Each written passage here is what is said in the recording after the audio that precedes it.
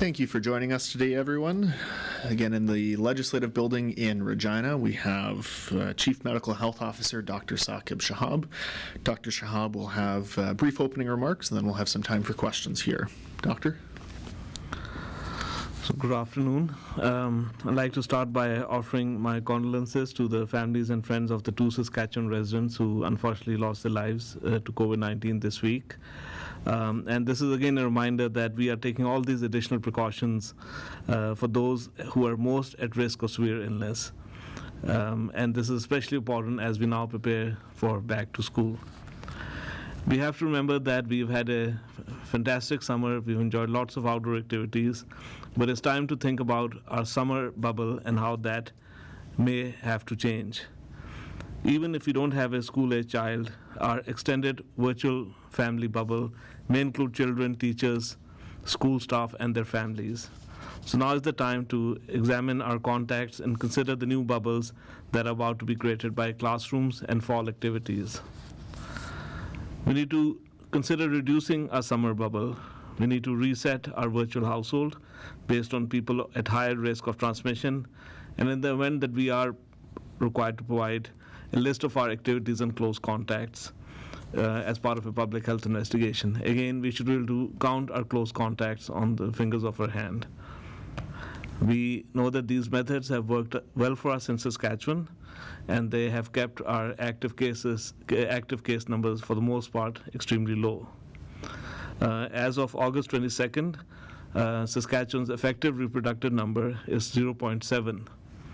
So this means that we are no longer in a situation where there's a risk of ongoing transmission where one person can infect more than one person. And this is due to all of our efforts at, doing all the things we've been doing well throughout the summer. Currently, we have the lowest active case rate in Western Canada at 5 active cases per 100,000 population. The current Canadian rate is 13 active cases per 100,000. So again, we need to congratulate all of us in continuing to do the things that have kept our transmission rates extremely low. It did go up a bit towards July and August, but it has again come down to very low levels, and that is really important as we enter the fall and as we start more indoor activities. Yesterday, the Ministry of Education released a parent package to help parents prepare for the beginning of school. Public Health contributed to this information to ensure that students, parents, teachers, and the education system had options on, for example, what are the testing options for teachers, students, and their households? What are our expectations if there was a COVID-19 case in school? What are the thresholds for changes from in-classroom learning to alternative ways of learning? What are the communications that parents and staff can expect if there's a case or an outbreak in a school setting? Teachers and school staff have priority access to testing before and during the school year. And please consider the time it takes to make an appointment, get the test, and get the results. And remember that you can get tested at any time during the school year, and you do not require to have a test before starting school.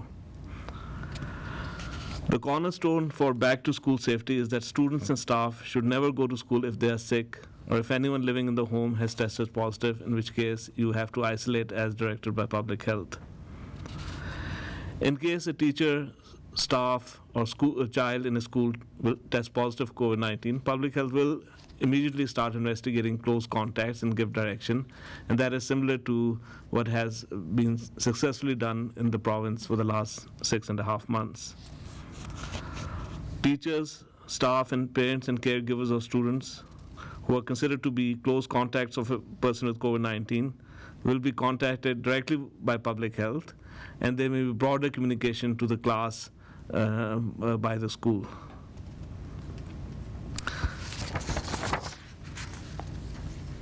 If 2 individuals within a school test positive, public health will declare an outbreak. That's similar to any other setting. But the declaration of an outbreak does not automatically mean that students in school move to an alternate level or the school is closed. All it means is that parents of the school will receive notification. The declaration will be posted on Saskatchewan.ca, and further investigations will determine if close contacts of a case or cases need to self-isolate at home, or if they're not close contacts, need to self-monitor. And this is the same approach that has worked well for us for other workplaces, other essential services. We realize that this is an extraordinary year for children, families, and school staff. But we have learned already that as we have reopened many other parts of our society, following specific guidelines for specific settings have worked well to keep our case numbers low and to manage the occasional case or cluster as required. And these guidelines will continue to evolve based on not just what we learn from school reopening, but also from our community transmission levels. If they were to change, obviously our guidelines will need to evolve to accommodate that. One thing we have to remember is that all parents need to obviously make a decision about what's best for their child, and I understand many school divisions have asked parents about their choices for opting for in-school learning, which is the preferred method of learning, or to opt to go for remote learning. But even for children who are opting for in-school learning, and the vast majority of parents are and should be opting for that, there will be occasional disruptions where your child is unwell and shouldn't go to school. There may be occasions where your child has been named as a close contact and is asked to stay home. So we all need to understand, as parents, as children in school, as staff, that it will be a year when there will be several times a year when children have to stay home if they're unwell till the symptoms are resolved, or if they test positive for up to 14 days, or if they're close contacts again for up to 14 days. And school divisions are working very hard to ensure that during all these disruptions, education continues with as much continuity as possible. And finally, we have learned a lot, from other sections that have reopened, and we have applied all those learnings to school. And as we reopen, we'll continue to learn not just from our own experience, but from the experience of other jurisdictions in Canada with whom we are in constant communication, and to share best practices as well as experiences as we reopen. Thank you. Thank you, Doctor. And just a note for everybody watching or listening, we also have Scott Livingston, SHA CEO, on the line to answer questions. We'll take our first question from the phone line. We have Stephanie Taylor with the Canadian Press. Hi, Dr. Shahab. How many close contacts should a person have? Like, what's the goal? 5, 10, 15? What's the number of close contacts a person should strive to have at this point? So what I've been saying is that your close contacts, and we have to remember everyone in a classroom is not your close contact. Your close contact, you should really be able to count on the fingers of your hand. And when we went into lockdown, the number of close contacts were very, very low. There were 3 to 4 contacts on average. And obviously when people had traveled from internationally, their close contacts are usually just their immediate family members because they had to go into quarantine. Over the last 3 months, our contacts have gone up because we are going out with friends, we have our virtual household. So our average contacts are around 10, which is reasonable. It's a bit on the high side, but reasonable since we've been enjoying the summer.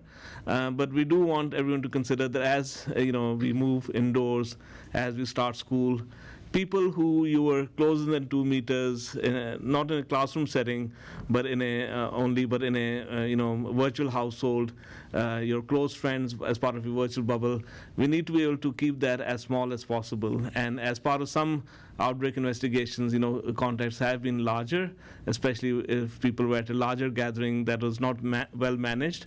So this is just a reminder for us that obviously we have different lifestyles, we socialize differently, but all of us should pay attention to our virtual bubbles and our close contacts and keep them as small as possible. Follow-up, Steph? Yeah. Dr. Shahab, do you think an outbreak in a school is inevitable? Do you think that is something that's going to be seen in Saskatchewan once classes resume? Yeah. So, we have reviewed, several studies from throughout the world, and there's 2 things we have to remember.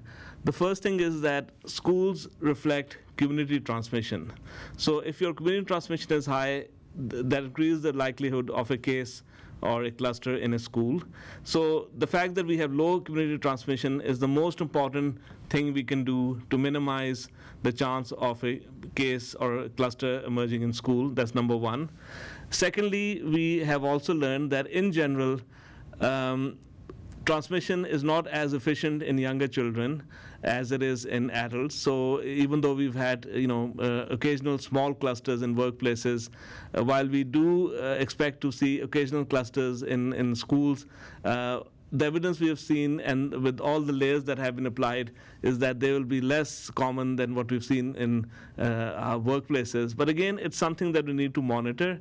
And in each situation, when there's a single case, obviously we need to understand, was it because a child came to school and was unwell, or was it because the child was asymptomatic, but there were members in the household who were unwell, and we'll have to continue to advise that the most important thing is, a child should not come to school if they're unwell. And if you are in a household where you have children going to school or household members working in a school, if anyone in the household has symptoms that could be COVID, seek testing, because that will keep you safe, and that will keep your household safe in terms of if you have to isolate, and minimize importation of COVID into schools.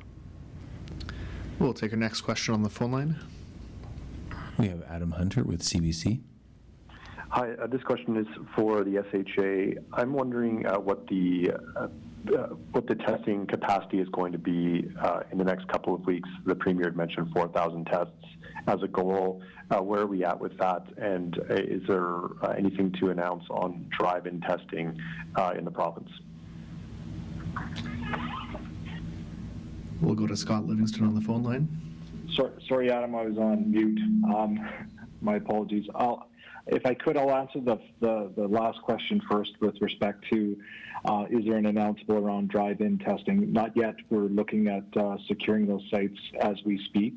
The other thing I wanted to mention is, although we are, as you know, pursuing those drive-ins or drive-through sites in Saskatoon and Regina, we're also looking at how we use more of a hybrid model, even provincially, where we, as you know, we have 50 sites across the province that do set testing and assessment, and we may look at options to actually do drive up and drive through in those sites as well. But we are progressing at a good pace in both Saskatoon and Regina, and you'll see an announcement imminently, but I don't have a date yet.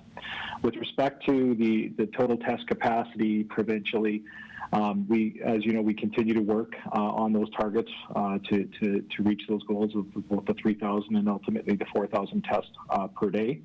We have not ever met a maximum number of tests that we haven't been able to do today on a daily basis. And although we, as you know, we're doing some innovative work with our lab staff around hiring over 50 FTEs and also procuring and have procured new equipment to do that testing. There are other ways we can immediately increase capacity as part of a plan B, and that would be how we did it before, and that's rolling back some of the other testing we're doing and dedicating our existing staff to over and above COVID. So we are moving forward with the targets, and we're with testing targets. But like I said, right now, from a demand perspective, anything that's coming to us, we're meeting that demand, and we would continue to do that as we grow our capacity provincially and expand our testing strategies through schools as well as through the drive-up testing. Follow-up, Adam? Yes, I'm wondering if the doctor can just clarify whether an entire classroom would be considered a close contact, and whether the SHA or whoever's doing the contact tracing in the school will be contacting the families in that classroom, or is it just going to be based on how close a student is to another student? Yeah, thank you. So the public health investigation will focus on, like it does in any case contact investigation, on whether it's an adult or a child in school, what were your close contacts over the period of time that you were infectious. Usually it's 2 or 3 days prior to you being tested positive, and that includes close contacts in classrooms. And so there would be, the close contacts would be considered to be individuals who were less than 2 meters away for a long period of time, like throughout the day, but not the entire class. We'll take our next question on the phone line. We have Zach Becerra with the Star Phoenix. Hi there, Dr. Shahab, and good afternoon. You mentioned at the very beginning that people should start to be rethinking their virtual bubbles, bracing for winter, and planning on making some changes in their lives. I know for many people that early lockdown period in March and April was very difficult, and the isolation put a lot of strain on them, especially for people who live alone. I'm wondering what advice you have for people who are now maybe wondering how they balance connectivity and their mental health with their safety as we still look to prevent the spread of COVID-19. Yeah, I think that's a really excellent point, and I think we all realize that the initial period of lockdown was very challenging, and then I think all of us expanded our virtual household or virtual bubble in a safe manner, and we enjoyed the summer with friends and family, and for the most part we have not seen the increases that we didn't want to see, and I think what that shows is that people are being very diligent in terms of staying home, even from a much awaited gathering if they're unwell, and when they go to a gathering to meet with friends and family, for the most part, maintaining those precautions around hand hygiene, physical distancing. But of course, you can have, currently up to 15 friends and family where you can choose to be closer than 2 meters. And the same would apply in the fall. I think, do maintain those close contacts, do have those special friends and family with whom you can be closer than 2 meters. But everyone should feel comfortable if you have individuals within your bubble who may be at higher risk. And especially if local transmission increases, you can choose to just be a little careful with people who may be at higher risk. But otherwise, certainly, I would encourage individuals to have a few close friends and family with whom they meet consistently, where they can choose to be closer than that 2 meter. But I think this is an opportunity for us to reset that activities we were doing with friends and family over the summer. Now that school starts, our bubble may change a bit, and just to reset, who we are closer with in terms of our virtual bubble, and with whom we can still continue to connect, but keep that 2 meter separation, in terms of meeting friends and family in a slightly different way. Follow-up, Zach? Yes, on an unrelated topic, I'm afraid. Dr. Shahab and Scott, this Monday, as you both may know, is International Overdose Awareness Day.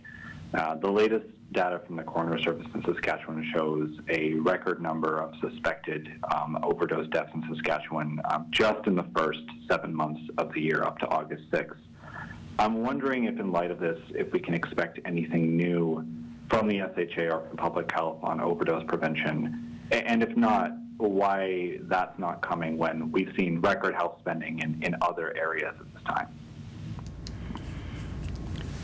So maybe I can make some initial comments and then Scott. So that is absolutely correct that throughout Canada, including in Saskatchewan, there has been a disturbing increase in overdose deaths. And as far as the data from chief coroners in all of the provinces and forensic testing labs shows, it is primarily due to the issue that we have now been seeing for the last 2 to 3 years, that there's ongoing contamination of illicit street drugs with more and more toxic synthetic opioids, including fentanyl, and of course a disturbing trend where opioids are mixed with other substances such as long-acting sedatives that can complicate the overdose by having not just opioids but sedatives. So I think the principles remain the same. The encouragement to be very cautious when using substances, having a take-home naloxone kit available, never using when alone, and that's been a challenge during COVID because initially individuals were not getting together because of COVID, but certainly with the option of having a virtual bubble, I think it is important not to use alone, to have take-home naloxone. But the issues continue in terms of more and more potent and lethal mixtures that are available on the streets, and certainly access to opioid agonist therapies and alternate pathways for recovery are also important. And with that, I'll maybe ask Scott if he wants to add to that. Yeah, thanks, Dr. Shahab, and thanks for the question, Zach. And I just, to reiterate, you've already talked about the numbers, and of course, I believe, like Dr. Shahab does with respect to every jurisdiction in this country, COVID has certainly had an impact and actually shone a light on some of the most vulnerable in our communities with respect to the risk we have with mental health addictions and certainly overdoses. And I think that the duality of that is also as much as we tried to minimize the impact on services that were being offered, as well as the investments government made this year in mental health and addictions, as we wound down the system, and now that we're winding it up, we're trying to ensure that we're focusing on reinstituting programs that might have been slowed down, but also moving forward with budget initiatives like the crystal meth treatment beds in the South as quickly as possible to try to get closer to providing a higher level of care for these individuals. And as just as a reminder, for the 3 years the Saskatchewan Health Authority has been in existence, there has been a commitment to mental health and addictions from this government. We've had targeted funding each and every year, whether it's the Rapid Access Addiction Medicine Program, some of the PACT and CRT teams, and we know that there's always more to do, and we continue to use the money that we receive through government to expand our services, and we will continue, as I said, to do that throughout the pandemic, but also as we go in even to budget discussions for next year, this is always going to be a high priority. It's not something on the back burner. We'll take our next question on the phone line. We have Mark Smith with CTV. Dr. Shahab, you mentioned that the Saskatchewan has the lowest number of cases per capita in Western Canada. How does that compare to the end of July when we were one of the highest in Canada, and how does that number compare to then? Yeah, I think that's a really important point because, we have a number of detailed information on our provincial dashboard.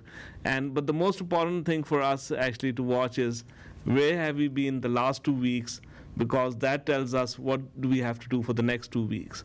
And we have to live in this 2-week cycle because, it's in all of our hands to change the curve, to flatten the curve. And you're absolutely right that we went really flat towards May, June. And as we reopened, we did expect to see a bit of an increase, which we did see.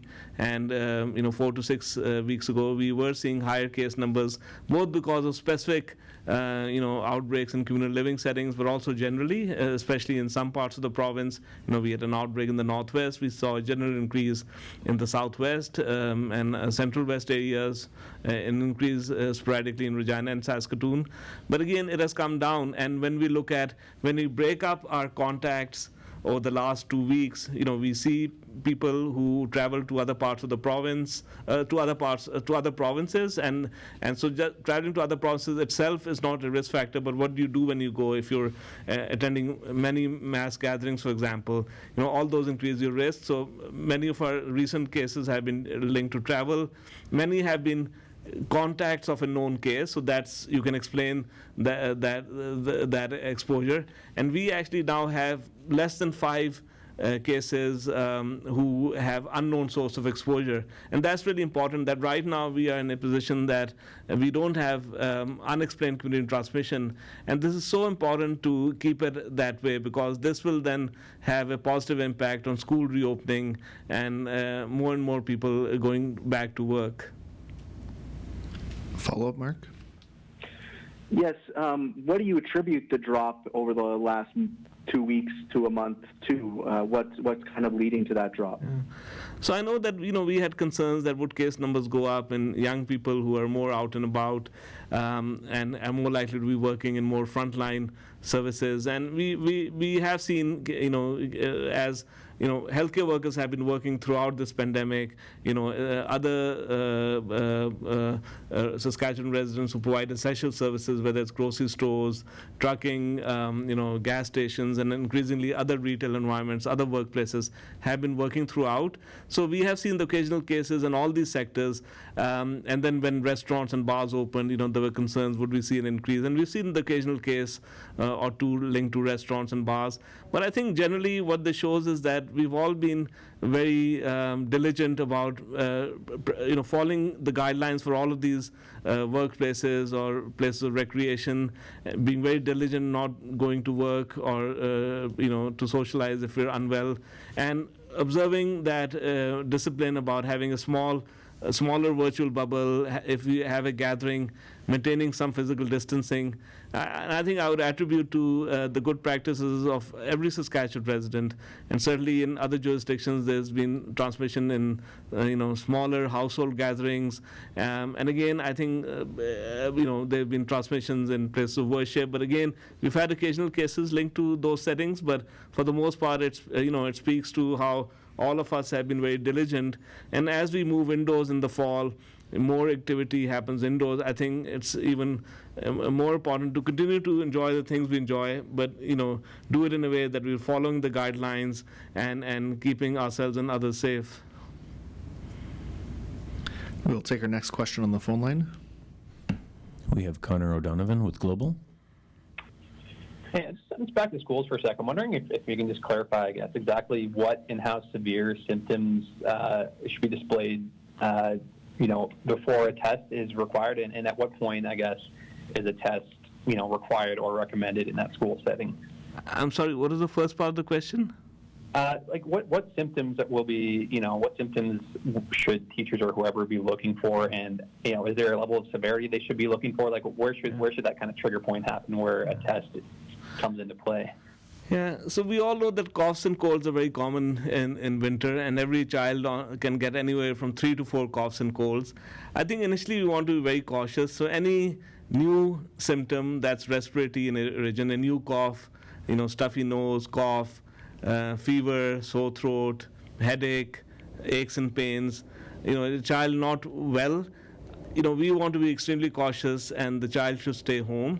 And if a child is in class, and the teacher thinks that the child isn't his or her usual self, the teacher will, err on the side of caution and contact the parents or guardians.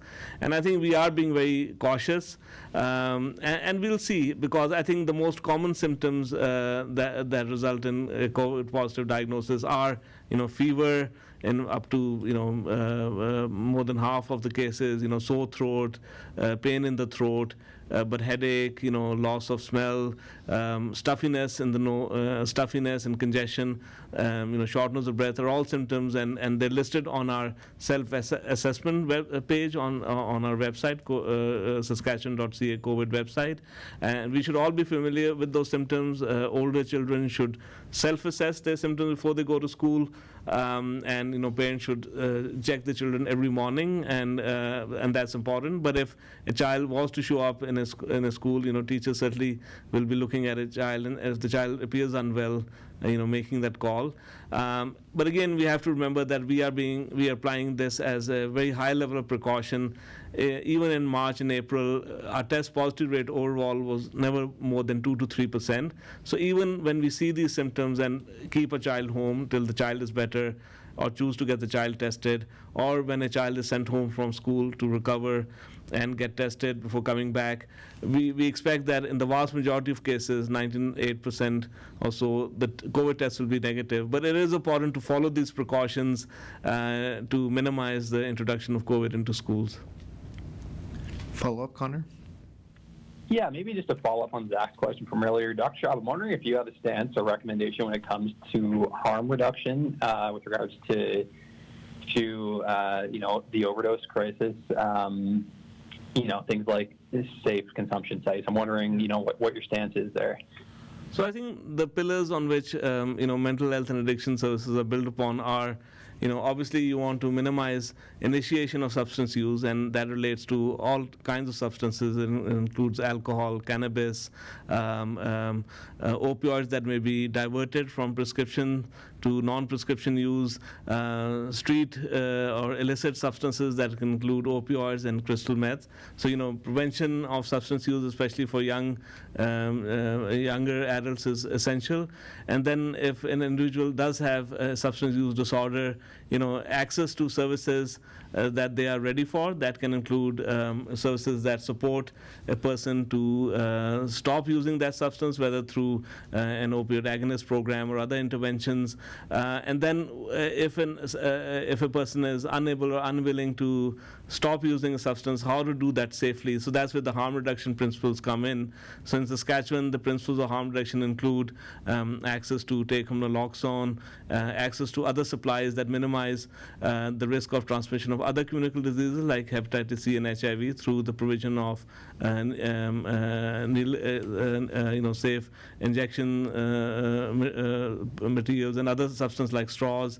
And some jurisdictions have used supervised consumption sites, and at the moment that is not available in Saskatchewan, but certainly our other services are widely available throughout Saskatchewan, and at the moment that is the main pillar for harm reduction. And then of course we work obviously very closely with our partners in law enforcement in terms of mitigating as much as possible the access to highly toxic chemicals, because substances obviously like alcohol and cannabis are legal and are the brunt of substance use disorder, 80 to 90%, but then in maybe 5% of instances, the substance use disorder involves highly toxic substances like illicit opioids or crystal meth.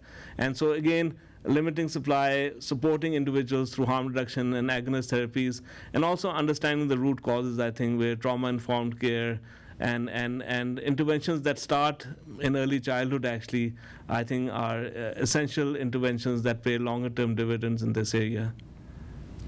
And we'll go to our last question on the phone line. We have Dom Lusick with CJME. Hi, Dr. Shahab. I was just wondering if, what with all the planning and the dip in cases and all the information we have out there on the return to schools, do you think people are feeling a bit less fearful these days? So I think there's several things, and obviously, back to school is happening throughout the Northern Hemisphere, and so, Saskatchewan, Canada, North America, Europe, we're all going back to school. So I think, this is just natural. We're going back to school during a pandemic, so parents, staff, everyone had concerns, and those are valid. Plus, everyone has different concerns. Everyone has a different home situation in terms of children who may have some health conditions or other household members. But having said that, we've all looked at our plans. We've looked at plans in other jurisdictions. We're starting to look at the experiences of those jurisdictions who already opened and started school. And I think certainly, there is some source of reassurance that, our plans seem to be, very similar to plans in other jurisdictions. They have multiple layers of protection. And then finally, the fact that we are at a very low active case rate, I think, provides a very significant added layer of reassurance. And that's why we really have to do everything we can to keep our community transmission low, because that will ensure that we keep our transmission risk in schools lower. Follow up, Dom? Yeah, that's right. You'd mentioned that, the lower there is of community transmission throughout the general population, the safer schools are. So given that, has there been any consideration of making, face masks mandatory in any capacity throughout the general population in order to help minimize cases in schools? Yeah.